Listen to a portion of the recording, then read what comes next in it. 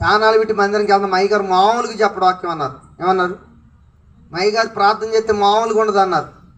నేను అన్నీ బాగా అన్నాను, ఇంతకు బాప్తిసం పొందావా నువ్వు అన్నా. ఆహా పొందలేదు అన్నాడు.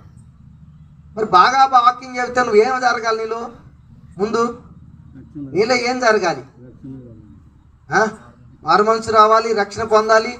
అయ్యగారు వాక్యం చెప్పింది, అయ్యగారు వాక్యం, దేవుడు కాదు మాట్లాడింది. దేవుడు మాట్లాడితే నువ్వు పాపం క్షమాపణలోకి వచ్చేస్తావు అమ్మటే. దేవుడికి స్తోత్రం చెప్పండి.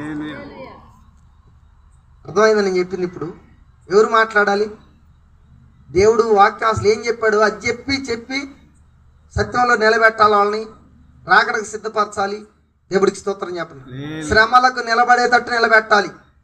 శ్రమలు ఏమి రావు, యేసుప్రభు దగ్గరికి రా, ఇక మామూలు జీవితం ఉండదు నీకు, మొత్తం ఎక్కడెక్కడ నేను ఇంట్లో వచ్చి పడతాయి అన్నావు అనుకో, ఎందుకు వస్తాయి? ఎప్పుడు వస్తాయి?